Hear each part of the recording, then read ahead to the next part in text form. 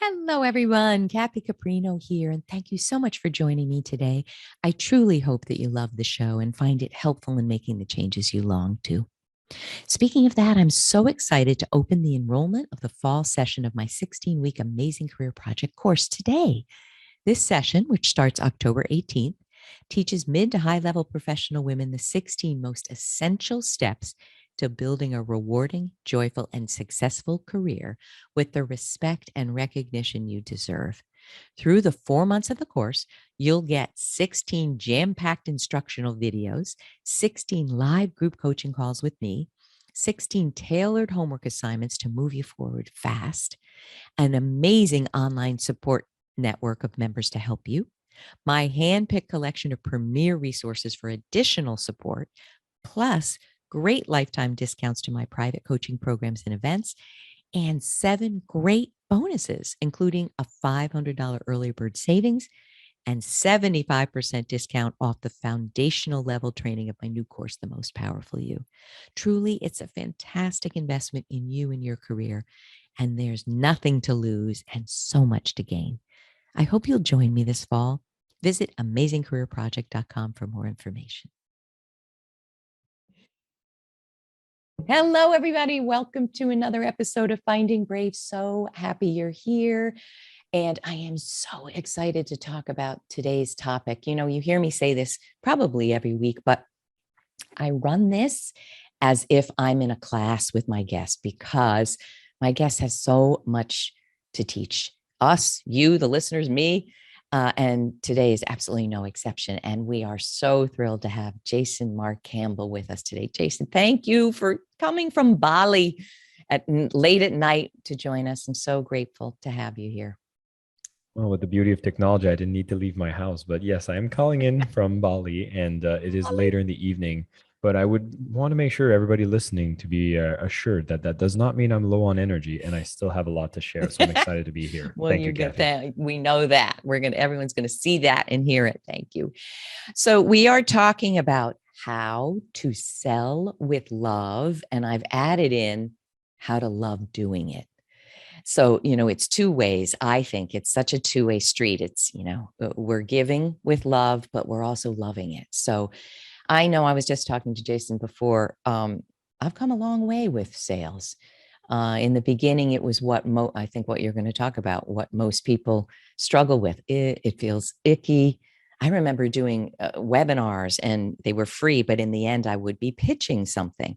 And I would be so uncomfortable doing that pitch now, and it would be long. And now I've changed the whole thing. But what we want to learn here is, what are we resisting? Why is this so difficult? I think women too have perhaps even more of a difficulty with it. And Jason's going to teach us all about that. But let me tell you all about Jason. First, Jason Marc Campbell is the author of the upcoming book, Selling with Love, comes out in January. I think people are hearing this in October, so it's just coming soon. He interviews thought leaders from around the world on topics of leadership, team building, communication, productivity, and so much more. He is a public speaker who shared the stage with the likes of Gary Vee, Jason Silva, Vishen Lakhiani, Lisa Nichols, and more. Jason is also the host of the fantastic podcast, the Superhumans at Work, from Mindvalley, but it's actually your content, Jason, right? And I've had the great pleasure of joining you, and it was such a ball, and being on your Instagram Live, which was my first being interviewed. That was amazing. And Jason's mission is all about teaching companies to care more. As businesses have so much power in our world, if we can educate businesses to take on more responsibility in how they sell, market, how they treat the employees, and even how they invest their money, we start shifting the planet immediately for the better. Woo, no small mission there, but let's dive in, Jason. Can you start with why you are so passionate about sales? How did you hone in on that niche? I'd love to hear. We'd all love to hear. It's funny because, you know, you did add that second part, which I think is important, is about, you know, how to love the process of selling as well, right? How to be excited about selling. And, you know, I had this weird moment when I was in workplaces and I would notice myself always being enthusiastic about selling, and people would just be like, wow, like we've never seen someone be excited about selling. And it seemed to have come naturally to me. And to be honest, it wasn't natural. Instead, it was maybe some of the benefits of some stories that happened in my childhood that actually reinforced the power of sales as opposed to create a fear or an aversion or a shame or a guilt around sales. So, in my personal story, here's how it worked. I was in my early teens, and in my school, we had to do the sale of chocolates. It was like a charity Yeah. drive to sell these Fundraiser. chocolate covered almonds, the world's finest. I don't know if it was the world's finest, but that's how they branded it. And I just remember going to the first door. I knocked at my neighbor's, shy, chubby kid at the time. And I'm just like, hi, would you like to buy some chocolate? And we weren't concerned about the sugar content back then. We were just innocently selling some delicious chocolate. So the person opens the door. They're like, oh, wow, this is great. Yeah, I'll give you a toonie, which is what we call in Canada a $2 coin. You're from And Canada? You're I from Canada? am from I Canada. always wondered. Okay, thank you. Go ahead. There you go. So for the fellow Canadian listeners, they'll know what a toonie is. For Americans, $2. So I sell them the chocolate, and then they're so happy. And I'm like, wow, that was fun. I went, I was a little afraid, but I knocked at a neighbor's door. They opened the door. They were smiling. I offered them a product. They said that's a need that they wanted. They gave me money in exchange. And there I was closer to a goal of being the record setter for the school of selling chocolate. So I repeated this a few times. And, the funny part of the story is by the fifth house, I end up knocking at the door, and the lady who opens the door says, well, let me ask my daughter. And her daughter came down, ends up being the same age as me. And I How end up old were selling you? chocolate. How old I were you? was 15 years old at the Oh, time. 15. And so ended up exchanging numbers, ended up being one of my first girlfriends. And so you can see that for me, the association around sales was like, sales is a great thing, right? But it's a bit of a cheeky story because for most of us, when we think of sales, there's caricatures that come into mind, and there's impressions that we had in our growing up times from the media, from relationship with authority figures, that sales has been considered something that's really yucky, really bad. And, the most of people's first interaction with sales might be actually not through the process of selling, but rather through the process of buying. And one of the most emotional purchases we do while growing up might be buying our first car, Yeah, that's what came to which could mind. be a ticket to freedom.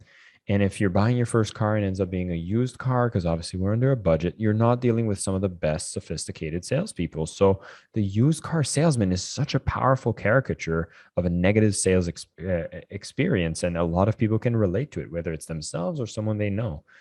And so now, already from the beginning, you think, wow, if I become a salesperson, I'm going to be just like that used car salesman I might have had a bad experience with.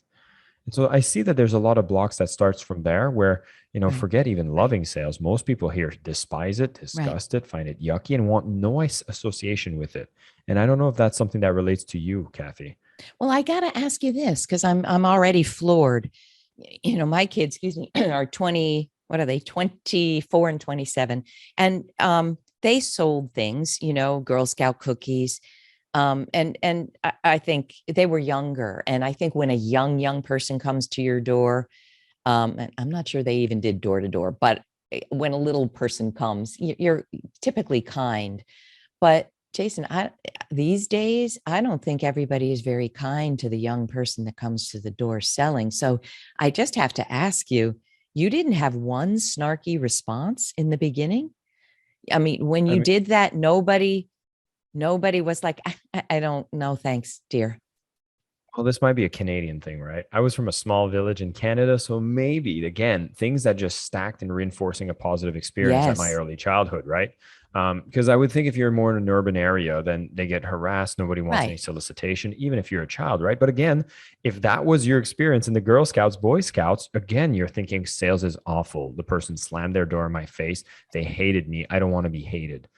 But even before that, I've also noticed a pattern. I was talking with Shelley Lefko, who's the partner of the late Morty Lefko, the Lefko Institute, and they do a lot of training when it comes to behaviors that we imprint on ourselves when we're children, and that Yeah. we carry on, these traumatic experiences in our adulthood. And here was one thing we discussed because I was like, why does people have hesitancy around sales? And think about this, Kathy. if ever you've wanted something when you were a child, or if you've seen your children ask for something when they were little, and they'd say like, mom, can I please get this? And you said that it was daughters you have or sons? Both, one of each. One of each. So I'm going to use the son because I'm a male and this might relate more to me. But maybe at some point your son was like, "Can I get this PlayStation or Nintendo?" Oh, yeah. Or this Okay, video gaming. I know where the you're video going. gaming, What a right? salesperson. Hey, but now they keep asking. They keep asking. They're like, "Please, please, please, mom." And I don't know in your situation, but for a lot of situation, there's a point that as a parent, you got to put your foot down and you'll say, "Hey, no means no. Stop asking." And Yeah. that becomes something very interesting to note with the fact that, did you know that most professional salesperson, I think it's something like 40% don't follow up more than once? Wow. And the amount of people that follow up more than 4 times, which by the way is what is required, it's 4 to 7 times, is amounts of follow-ups you need to do before a sale is closed on average. Majority of salespeople never get to that number. There's this fear that comes up. And I think there's a correlation here about how when you were young and you were told that when you ask too much, you do not receive the love of your parental figure or authority figures. And you were told not to ask because when no means no, you have to stop asking. Oh my gosh. I already have a question here, Jason. So Tell what's me. really interesting is I come now from a place where I'm hawked constantly. And I just did a career talk event on LinkedIn about how not the do's and don'ts of networking. Mm, And people, so let me make this quick, but many people on LinkedIn are selling and they reach out to a stranger. Hi, I'd love to connect. You think they really want to connect, but they don't really want to connect. They want to sell you their coaching. I can help you make $1 million in 2 months. A lot of crap, may I say, but a lot of good stuff too. But when you are a person that's hawked 100 times a week, I'm not kidding. There becomes a real resistance to it. So it's interesting that you say 4 to 7 times because I will get an email maybe 4 times selling something. And Jason, that makes me mad. So mm. I can't respond to everyone because I get over 100 of those in email and another 100 on LinkedIn. But every once in a while, it hits me in the wrong way. And I will Mhm. write back, not only am I not interested, I'm not the market for you. Like, let's say Yeah. they're pitching to someone who's never written a book. I've written 2 books. Do your darn homework. Yeah. So it's interesting that you say they have to come back 4 to 7 times. What I'm going to ask you to meet me halfway when you're reaching out to someone like me who's incredibly busy and hawked 1 million times. What would be a respectful thing? You think still getting 4 emails to 7 emails is respectful? Yeah, well, if it's not an email, maybe it's sending you a message on LinkedIn on various platforms. And I do think it's respectful. And Kathy, I find it so fascinating because the way that we first got connected was while I was doing an outreach campaign to find journalists that wanted to cover a book that was coming out for my former employee. And I was put into a PR team and I had to find some relevant journalists. And what I ended up doing, and you're going to love this, Kathy, I found journalists that had already covered books that were similar to the book that was coming out. And then I set up an automated system that allowed me to reach out to these journalists that would actually refer to the previous article that they had written and would actually add in all these elements that would make it more personalized and more relevant to the person I was reaching out That to. was all And automated? that was all animated, Kathy. Well, let me And make a differentiation, Jason. What you had was, to me, a benefit to me because I'm a journalist and not a journalist, I'm a blogger and a columnist. So I am looking for great content. So you weren't hawking someone who was completely out of the pool of individuals who would be interested. So lesson number 1, do your homework, right? And give them great incentive to even open your email and read it, right? So let's go right to, how do we do this? Tell us more. well, what I want to tell you there is because, yes, you're getting a lot of people following up 4 to 7 times, but they can follow up 100 times. If it's a bad outreach, it's bad the first time. Oh, that's But it. what I'm saying is if I am relevant to you, if I'm reaching out with something that you could potentially truly need, then I actually will see that you respond to me. And it might take more than one email. And I'll have to go into my history to see how many emails went out before you actually replied, because you get 100 a day. And let's say I did make an email that was focused on your needs, your benefits, spoke to your truth, said that I did make some homework, and all of that, as much as it was automated, the automation was engineered for massive personalization to show that I've actually had enough care to make sure that whenever I reach out to someone, I'm not just sending a generic email to everybody. And I put the words in a way that spoke to the interest that you would have as a journalist. You Perfect. were looking for a story, and I basically gave you one on a silver platter. And I would be ready to say that I have a feeling it would more than likely be the third email you replied to, because you get 100, they all have the same subject line. But how many of the people actually follow up a second time or a third time? Then you start wondering, what are they trying to say? And is there nothing more frustrating than somebody that follows up 2 or 3 times and you realize that it's not even relevant? Oh, And I love this. And Kathy, I'm guessing, Jason, tell me, I'm pretty sure this is true. If someone just keeps responding, hey, I'm following up on the email below. Here's another time they're hitting me, but they're not giving any additional value added. Like when our children are asking for PlayStation or a video, I remember my son would have a lot of, you know, Fred has it and I played it and I actually learned some math, mom. You know, he'll come in with 4 different when he was little.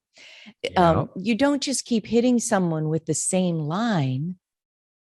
You know, you're going to like this. Please read it. Oh, good grief. Tell us more. What? So So, well, you're I'll really tell you coming this, from Kathy. an So, energy of giving as well, Jason, I think, right? well, the whole concept of selling with love is about energy. And what I will tell you, we're going to jump a bit ahead, but I'm going to tell you right now that what we're talking about here is what I call the fourth love of selling, which is actually love the process of selling. And we can go deeper into this love, but that's the like, yeah, sometimes I will send an email that just says, like, hey, I'm just bumping this up.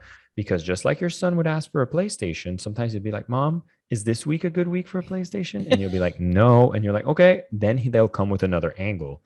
And the process of selling is understanding human psychology, understanding that we're emotional creatures, understanding that that's the language that needs to be spoken to get people's attention, which is the hardest currency to access today. Don't waste it though, so you can put in the energy into copy, formatting, paying attention to studying what is it that's going to be relevant to them, making an offer that is scripted in a way that actually brings value to them. All of this is what happens when you start loving the process. But here's the problem, Kathy.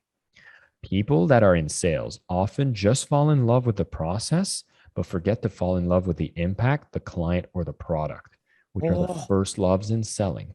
And if you skip that, you're just someone using the process to manipulate people and take away their attention to trick them into offers that they don't even want. oh, can you give me those? My head's exploding. That's what I think I'm sensing for so many people. They have a quota.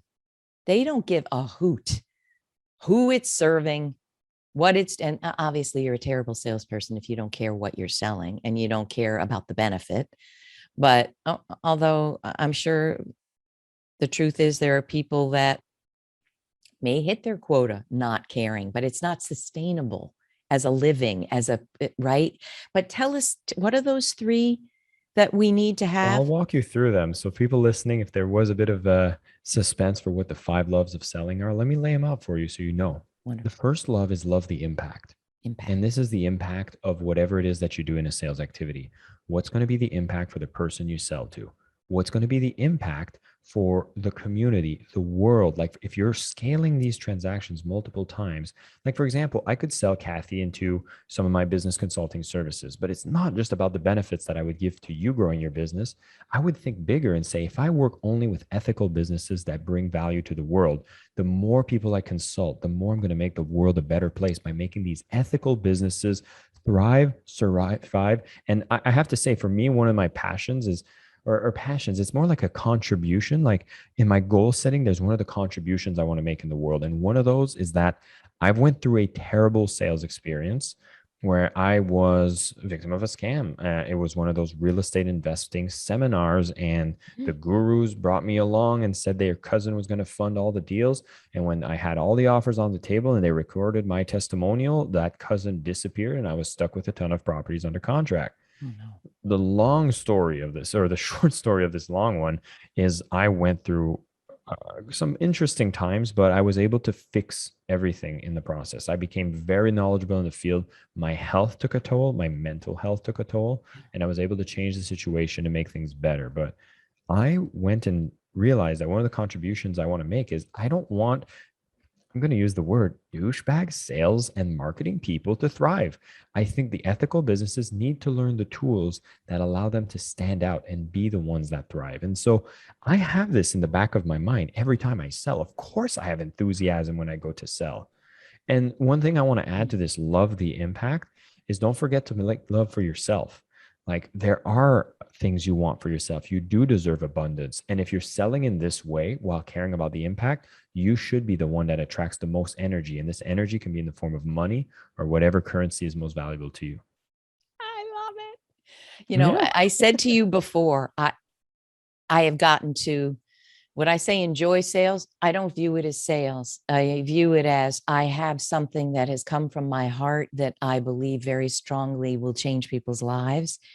And what good is it if I sit all quiet under a bushel and I don't tell Hmm. people about it? And Hmm. for me, the book, The Most Powerful You, I've wanted, my goal is that it touches a million people. Will it have a million sales? No, probably not.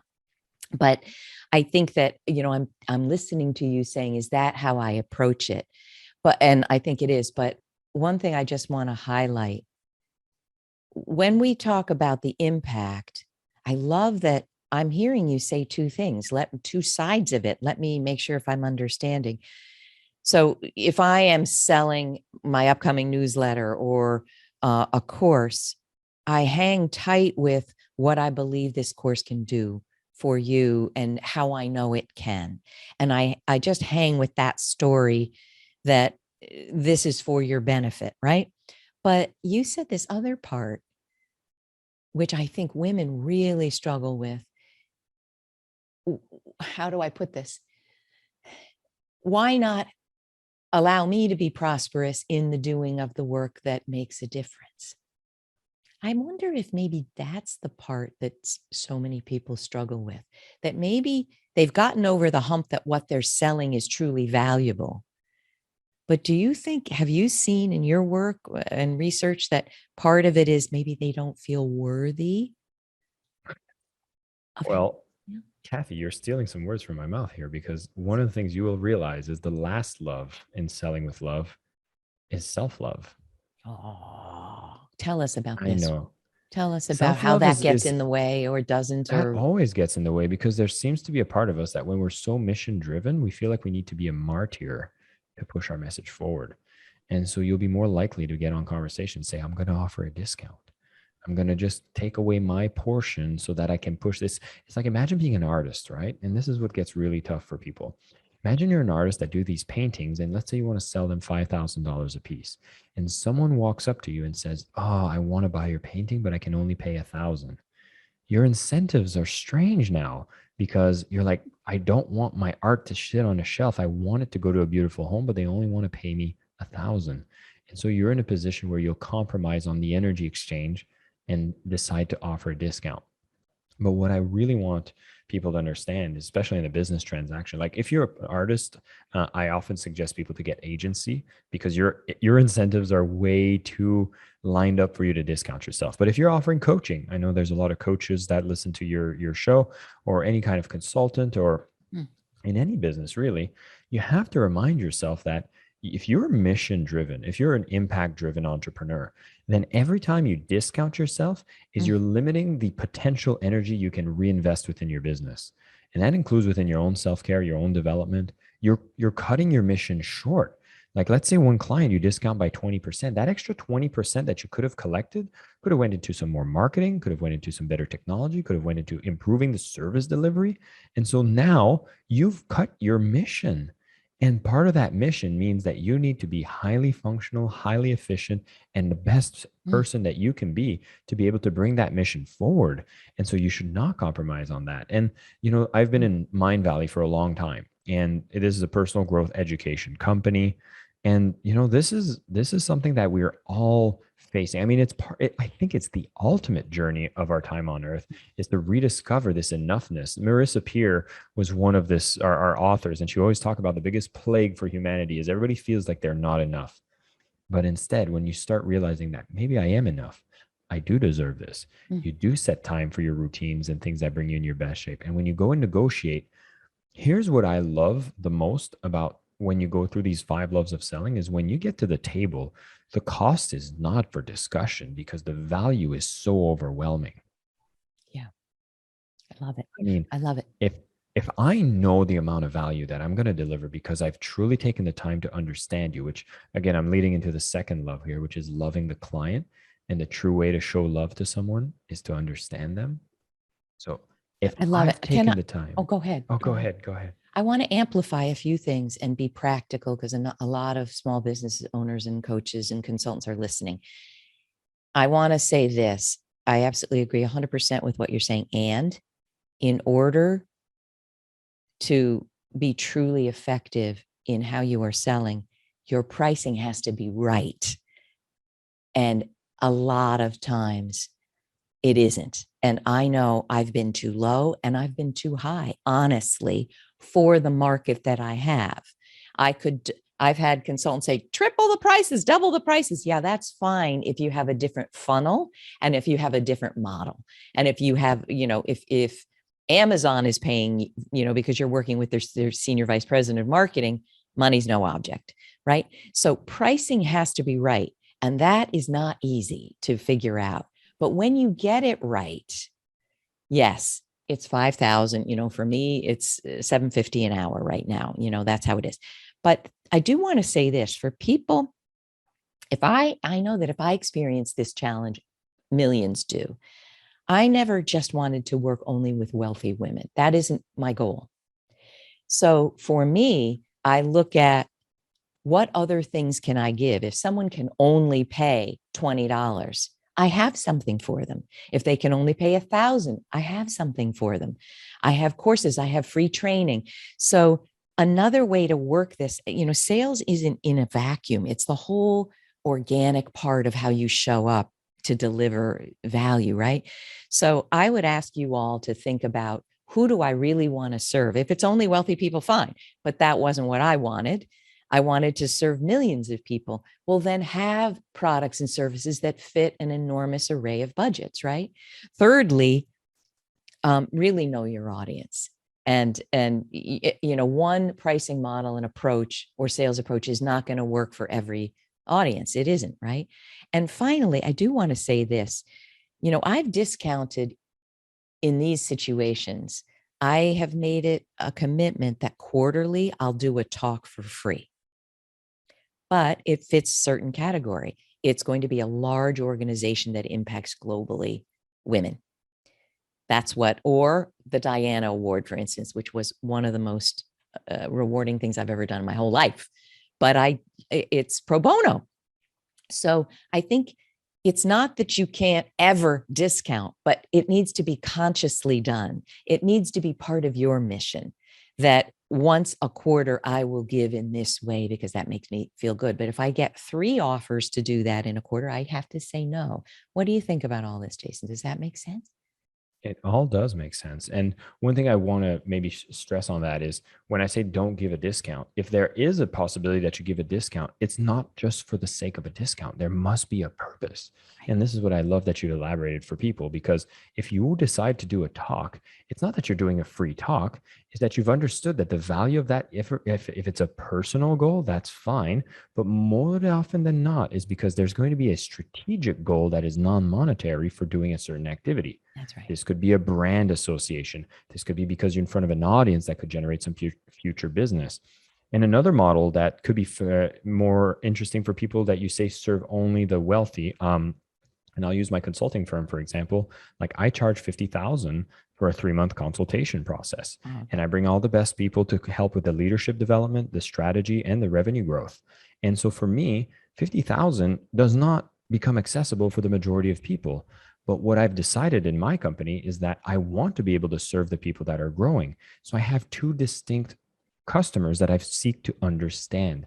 There's one that have the disposable income and want to have problems solved. They can afford it. The value that's provided makes sense and they're ready to take action. And I love doing business with them. But then there's so many people that need the information that I teach. But I've decided that they're not a group that I'm going to monetize on. They're a group that are going to build my brand. And so I give away for free so many things. That's why I'll be doing my own podcast. That's why I'll be writing content. That's why I'll go for shows. And I realize that these people that might not be able to afford my premium service actually become an army of advocate and social proof, so that whenever my target avatar wants to look to hire me, they're like, look at all the people that are following saying great things. These people have become my advocates for my brand. And that's how I've decided to position them. So again, what you're saying, what I'm saying, they're all just different business models, but they're all a beautiful way of selling and putting your impact to be maximized to the best of your abilities. Oh, I love it. I love it. And I've gone through that same thing, putting a course that was a little higher, a lot higher priced on a platform that reaches millions. And I thought, let me just give it that way. Let me just be of service. But what happened was it helped the course be ranked in the top, millions of courses, top 2%, whatever. So I couldn't agree more. All right. What else have we talked about all 5 of the loves? Not yet, actually. We're missing something. We were talking about understanding the customer, because the loving of the client, this is second love, is really about understanding. And this is where you're getting a ton of people reaching out to you that haven't taken the time to love you. They don't understand you. They don't think about your needs. They don't think about your wants. And so they're communicating to you generically that falls on deaf ears. And here's the thing. Attention is the most precious commodity right now. This is really what's the most valuable thing. So if you're going to be doing any kind of campaign, honor your clients' time by trying to understand them. And so what research do you do on what their needs are? Do you speak their language? Can you communicate with them in a way that'll be empathetic to them? Because once you start really understanding them, then every time you go to execute a process of selling, or even when you go to design a product, as Kathy, you were mentioning, you realize that there is a client out there that you understand might only be able to disperse with $20. And guess what? You've went out and written a book. You might even have some other products, et cetera, around the same price point, but you understood that this is the value that you can provide for them. And I bet that for $20, they're getting more than $200 worth of value. And that just makes it interesting that you say that. I always try to say you're going to get 100 times the value or 10 times the value. Yeah. There you go ahead. go. I cut you And off. so no, that's what it is. And so when you start understanding how valuable it is to them, you can start seeing what can you create that will deliver that and so much more. I mean, you talked about the difficulties around pricing, and I have a whole chapter in my book that I talk about the breakdown in pricing. What I would just leave people with is this formula that you're going to have to let this sink in, but it's very simple at the basis is there's cost. You're in control with your company about how much the thing costs. And you always want your cost to be lower than the price. The price is what you set, and you have the total freedom to set whatever price you want. But you're probably going to want to make sure that your price is just below the perceived value. And the perceived value you are fully in control of as well. And that is all your marketing material, all your guaranteed, and everything that you communicate that demonstrates value for what they're about to purchase. So if I say, if you hire me as a consultant, I'll be making sure to increase your revenue by $200,000 within 3 months. And if not, you'll get $100,000 back, even if you just paid $50,000. I can craft an offer like that. See, now you're like, wait, what? Well, okay. No, sign me up. Not really. But if I did make that promise, I could make you pay instantly. And if the formula would end there, you'd see a lot of people making promises they can't back up, because the last variable is real value. Real value is what they'll actually get once they've made the purchase. And that must be higher than the perceived value that you've made your marketing to be. So as long as you know you're delivering so much real value, you need to get really comfortable in making your perceived value be just as close to your real value as you can, so you can set a price that is adequate, where you can have a massively larger margin than what your cost is. And as a salesperson, you're in control of everything. I love it. I want to ask you this. This is maybe not what you talk about a lot, but you know me, I go deep. I had a situation where a person offered me that approach. Join me. It's maybe 150,000, whatever it was. And, I will help you double your revenue in 3 months and whatever. And as I spoke to this individual, I have a spidey sense of things, now after being a therapist, after working with so many people, and all the bells were going off. Not good. Like, don't trust this person. But part of the lack of trust goes back to a point you made, and it reminded me of a therapeutic principle. When you're reaching out to someone, this is not manipulation. This is demonstrating that you're really on the same wavelength as the individual.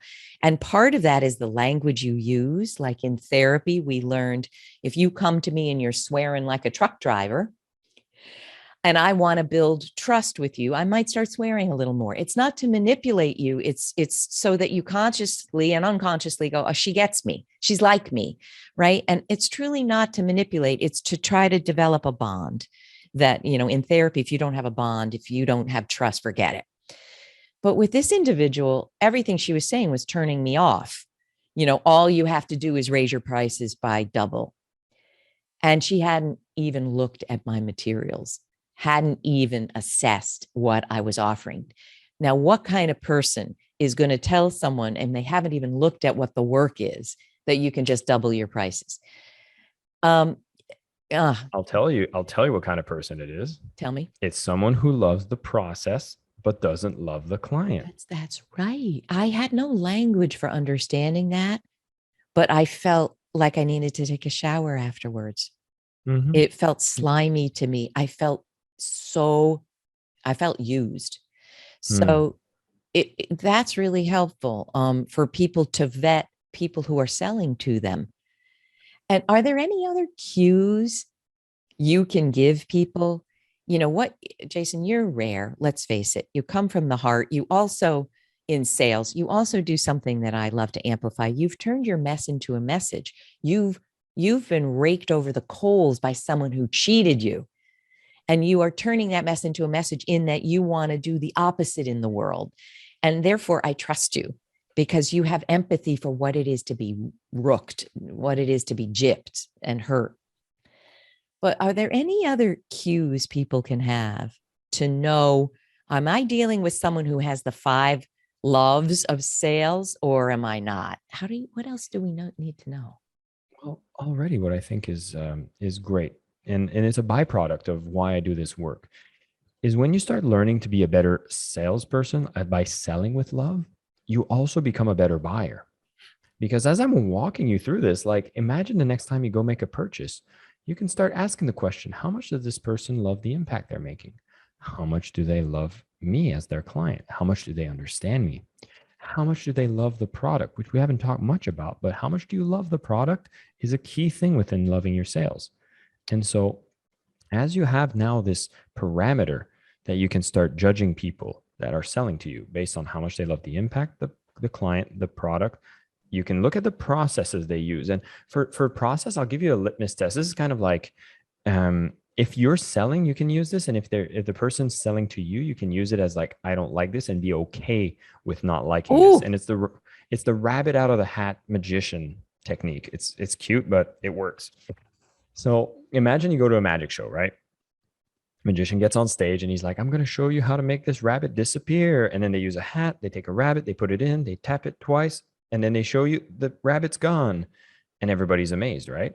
And then the person goes like, now who wants to know what happened to the rabbit? And everyone's like, tell us. He's like, I'll reveal my secret. I murdered it. People be like, wait, what? What have you done? That's horrible. We don't want to be part of this show. And they're like, what? I killed the rabbit. And then people are like, no, this is disgusting. I don't want this to happen. Think about that whenever you're designing any kind of sales process, or someone's doing a sales process to you and you discover the full extent of the techniques that they used, which is, if you know all the techniques being used and you would reveal it to your buyer, would they be disgusted or would they appreciate it? It's a good litmus test. Interesting. Because I'll give you an example of one thing that's commonly used in our industry is like, fake live webinars. Okay. So if I was signing up and I'm like, oh, look, it's a live webinar that I get to interact live, and you put all your language saying like, get to personally interact with me live in an intimate session, sign up right now. all of this language, which we know is being used in this industry.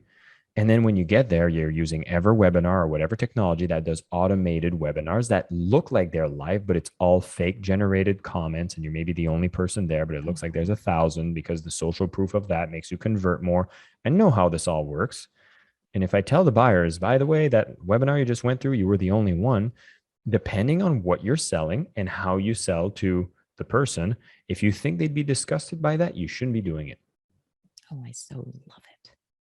Right. I And so if think, you're buying, that's, I do webinars live, literally where you're there, but I also will then convert that to one that you can watch. But I am so rabidly careful that I am never misleading that's for a right. lot of reasons. One, I don't want to be a person that misleads. Number two, you get into terrible trouble. And number three, it's terribly unfair. And Yep. number four, it's lying. And I was just Yes. thinking about lying today. I've written about this. People, think about this. If you have to lie or mislead, what that says is you don't believe you will be successful if you are telling the truth. And what does that say about you and what your product is? Amen. Do you agree with me, Amen. Jason? 100%. It's so true. And again, like if you want to do that broadcast, like call it that you're doing a repeat broadcast. Be honest with the words and see if that converts. And if people aren't signing up to it, well, you might need to learn new mechanisms to make them convert. But I also love what you were saying earlier about your therapy. It's not about manipulation when you're using techniques within the process of selling, which is loving the process. It's not manipulation, it's empathy, because you learn to speak the language that is necessary for people to understand the true value of what you want to give to them. And you can feel confident using sales techniques, to use closing techniques, to use things like, there's there's one fun one, which is, when you're explaining something. For example, if I'm speaking to the listeners of this podcast, this might trigger you, but I'd say, I hope by now you know all the principles of selling with love are so powerful, and by now you'll want to go out and do your sales more confidently. And what I've done twice here is say the words "buy now" in my language to program people to want to buy towards the end. And so you can use these kinds of techniques, which can be manipulative. But sometimes, you know what? If I know what I'm delivering is of so much value and I'm willing to take a risk to use what is necessary for you to empathize, to understand, and to make that decision, and I've put in the right mechanisms that if I've missed the mark on the true value you're going to get, that you can get all your risk returned to you and you have no money on the line, and I'm absorbing that risk, then I will do my darnest to sell in the best way possible. I will follow up. Heck, I might even say I'd be a little aggressive. But sometimes when you want to go into the gym to get the body you want, you need to be pushed. And I'm comfortable doing that when I know I have loved the impact, loved the client, and loved the product. Then it's fair game. I love it. You're really pulling the curtain back here. I want to say, I know, are we over time? A little bit. I want to say this to people.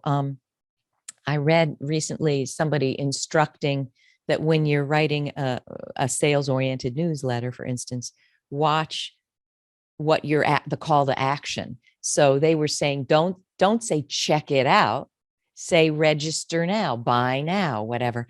And it made me realize I do say check it out quite a bit. And I have modified that a little, but I also talk about, I can't wait to see you on the first call on October blip, because that's the truth. Like for me, and maybe we leave it here. Tell me what you think.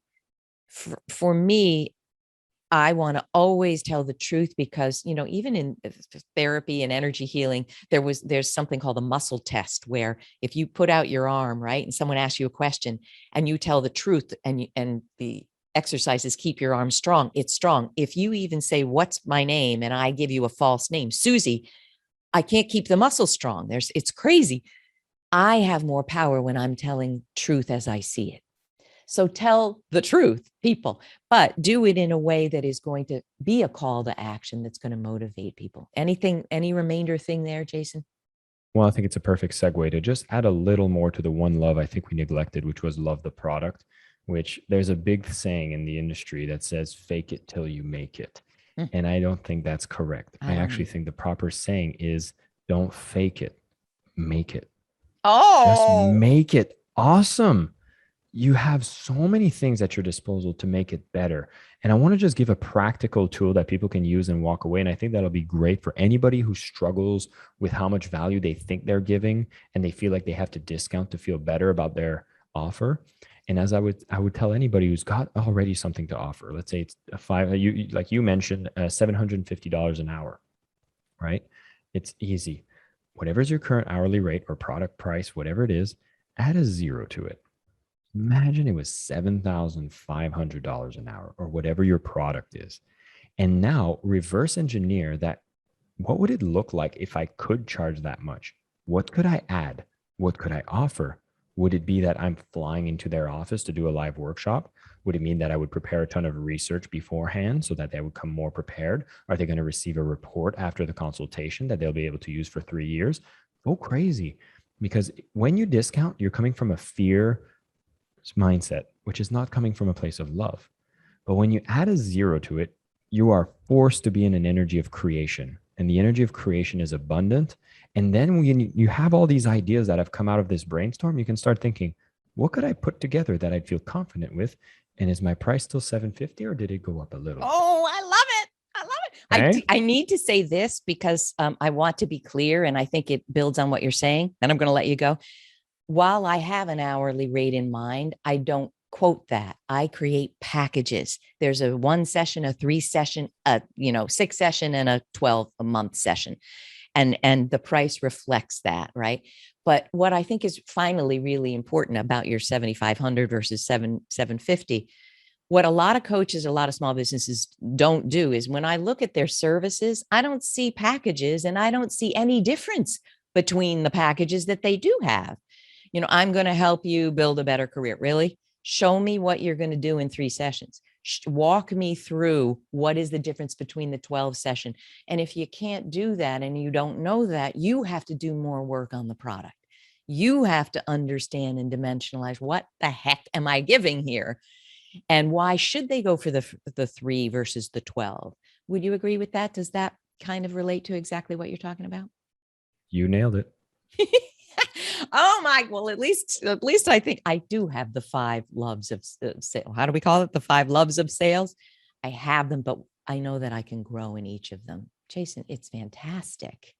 Now tell us where we get the book when it comes out. Tell us where we get your training, where we can hire you for $50,000. Tell us everything. Where do we go? You know what? I just love hearing from people whenever I do these podcasts. Jason Marc with a C Campbell is what you can find me on Instagram or on LinkedIn. Although when you do connect on LinkedIn, always add a note and tell me where you heard it from me because I get a lot of requests. If you don't take the time to put a note, I don't respond. And that's, again, showing that you want to understand, right? So connect with me, send me a direct message. Let me know what you loved about this. I want to hear the feedback. And I can offer a cheat sheet, which gets you to ask questions about each love. And then with each of these loves, if you answer those questions, you'll be more clear on how outstanding your offer is against the loves of selling. And when you got them all, you'll be powerful.